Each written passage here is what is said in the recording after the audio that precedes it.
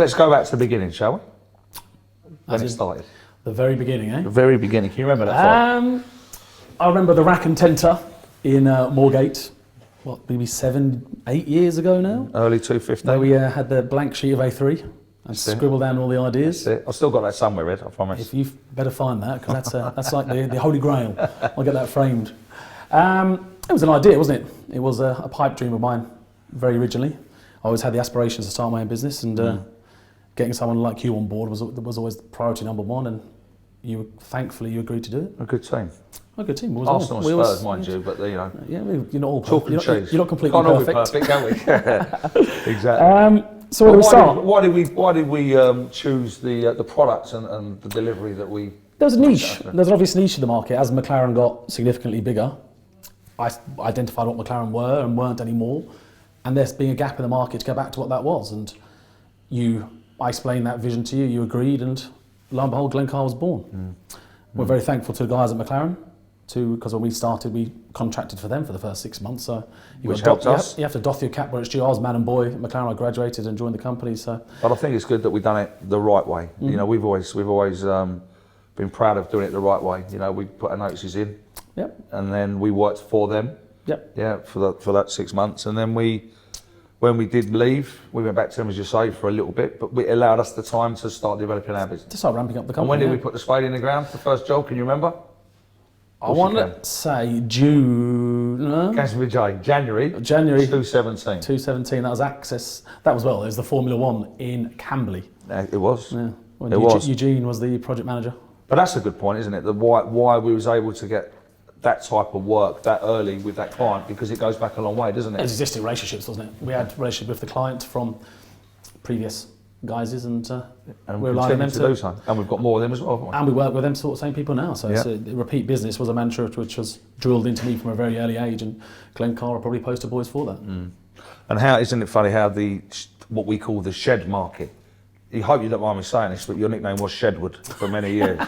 Probably still is. But how the shed market has developed, certainly in our lifetime as Glencar, but even before that. But we've seen the journey, haven't we? You know, I think we've seen the journey of the construction industry, in my opinion, whereby the construction industry was portrayed as rough, muddy, wet, uncomfortable. It's now, in my opinion, the polar opposite. You go to site offices now, it's more professional, but the design, the IT, the every single thing, the connectivity, everything about it is better than it was when we started, and it's continuing to improve. And I think that's important. It's a great message from our industry across, if you follow me. I think Glencar are a prime example of that sort of moving forward. Gone are the days where you walk into a filthy drying room or a dirty canteen, you have cleaners, you have the IT connectivity now is fundamentally probably the most important thing about a site, because without that, there's no more faxes, there's no more... And let's be honest, we wouldn't have our team, the number of the team we've got that would want to come to work in that environment. No, there's one thing that is incumbent upon all main contractors to do is spread the good word of what our industry is, really.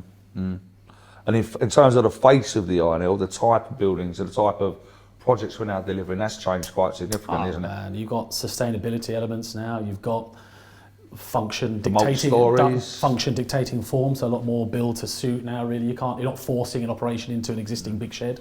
No, although we are looking at, I guess, a lot more refurb and repositioning where we aren't building a new build, you know, we're making use of existing stock, driven by planning, driven by sustainability, net zero carbon. So we are finding that still in existence, but in a different way, I guess. It is, it's a huge thing on the agenda now, the sustainability, the ESG, as everyone keeps referring to it as. But we do a lot of that. It's now not a tick in the box, it's now fundamentally required. And there's a growing belief in our industry and an investment in our industry in making sure we satisfy those requirements. And I think it's incumbent upon us all. I have 4 young kids. You have a young family. You'll be a granddad soon, no doubt. Thanks very much. I need to get some grey hair in, yeah? Can I borrow some? Well, it's incumbent upon all of us then to understand how we're impacting the environment that we're in and making sure we minimise those effects, indeed make it a positive effect. Yeah, well, we are certainly ahead of the game when it comes to the sustainability and the net zero carbon. You know, we've invested our time, our money in that, and it will pay dividends in the future. I'm not saying just fiscally, but just, as you say, doing a benefit for the environment and the world we live in. And with ESG, I mean, we do a hell of a lot of sponsorship. We do. And It's you know, social value. looking after our own people, sponsoring. In fact, we just had a conversation just a minute ago about the guys going to do racing for us next year. Yeah. It's not going to be on the public domain as much as the one we've done the year before, but it's looking after our own. Look, social value is something that was big with us. We sponsor, I'd say, in excess of 25 sporting teams. There's Gaelic football, there's normal soccer, there's rugby, there's girls soccer, there's Berkhamsted football club, Basketball. there's basketball. So the racing I just mentioned. Yeah, there's quite a broad spectrum. But stepping back into Glencar's sort of journey to date, the biggest reference I'd give for Glencar is our repeat business. If a customer or such a client wants to do the journey again, there's no better reference, is there? Absolutely, it's the best accolade one could get. I don't think we've lost a client, have we? In terms of Don't think we one-off have. job, everything's repeat business. So I don't think we have. unless we look to grow and grow, and hence the sort of growth has been sustainable. Our people have enabled it. We're massive people-centric, albeit we're customer-centric.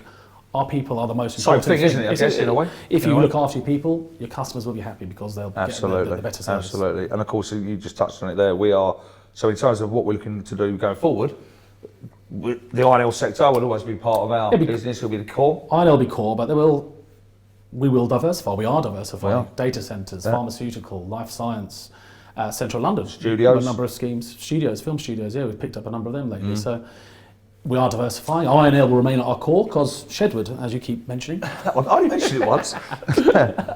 But that will always be at our core. But alongside that, we'll submit our people have the capability. And they want and the desire to do something different as well, to make it more interesting for them. But as we know, it's not so much the outer fabric of the building, that it's what goes in it that makes it that different sector wise. So we're heading in the right direction. And in terms The INL sector has probably moved on the most in the last 10 years of any of the sectors in our industry, in my opinion, with automation. The robotics, the AI, we're installing in these warehouses something we saw in films growing up. We're seeing robots fly about warehouses, picking product, putting it in totes and sending it out to deliver. More robots than people working in these units. They said a diminishing number of human beings going into these units because of the sort of investment and the R&D is progressing at such a pace. Yeah, definitely. And in terms of the risks, I mean, we're obviously all aware of the economic risks. Well, that's hence the diversification. INL I don't see anytime soon, may slow down a tad. So it's incumbent upon us as the leadership team to make sure we protect our own and have that diversification, have, other eggs in different baskets. Yeah, exactly. Yeah, and our supply chain are doing the same. And if I can say, I've worked with a few businesses before, but we've got the best supply chain partners, I think. Well, the supply chain is a reflection of our success, really. We are nothing without our supply chain. They're as important as our people. And they are the reason we work with the same people again and again, aren't they? They are. So are we happy then? And I don't mean personally. I'm talking about we as Glencar. Professionally, yes. Can't not be happy when you're surrounded by the... I'm very proud, and I'm extremely happy with what we've achieved to date and what we can see we can achieve going forward. The team we built is the biggest shining light of Glencar. The thing I'm most proud of is the people, the talent we have in our organisation, and we're retaining them, we're training them, indeed we're recruiting as talented people. That is the biggest validation to our journey at Glencar, in my opinion. I agree, and actually, you just touched on it there. The fact that 350 staff, of which, team members, I should say. Team. Sorry, Pat. But 10% of those are trainees or management trainees, or even more. So that's a massive accolade. The fact that we're investing in not only in our future of Glencar, but also the future of the industry. Yeah. Which has been lacking for many years. Again, this is something I'm very proud of, is the young people we have coming through. We have guys we're sponsoring through degrees, through H&Ds, we have guys in their final year at university we're sponsoring. This enables the next generation of Glencar's growth. Exactly. We're bringing in brilliant people, we're training them, we're retaining them. Because they're not on pegs at the moment like they used to be. And we can also Glencarise them, can't we? Exactly. The Glencar way. The Glencar way. What a great way. So people keep questioning / worrying about our growth. How do you comment on that, Chris? Well, do you know what? It's a question that we've faced, well, certainly since Glencar started, so 7 years ago.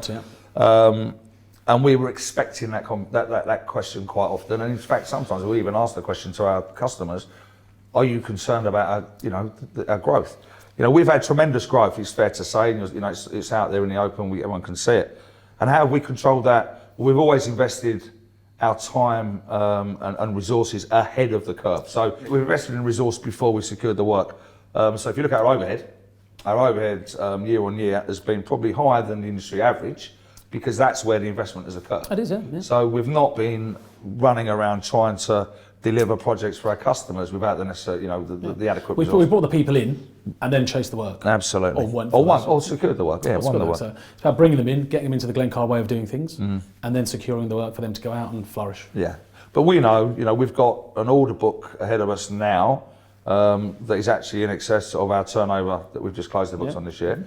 So, and that gives us confidence, certainly for the next year, that we have got enough work to feed them out.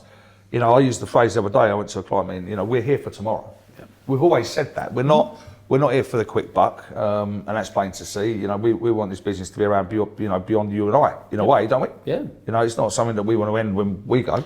Although I'll be going before you, although I'm not so sure about that. Yeah. Hopefully, mate. So, we understand the question why. It's not something that we take offence to when it's asked, but we have invested in our leadership team. We think they're best in class, as you said earlier, and so we have no concern. And there's no target turnover. I'd note that. Our people enable the turnover, in essence, or everything. Our people enable it. So if we have less people, we'll have less turnover. It's not something that troubles me. I don't say I'm targeting this turnover. No. That's just pure vanity. Our people will enable what we deliver, in essence. Absolutely. Absolutely.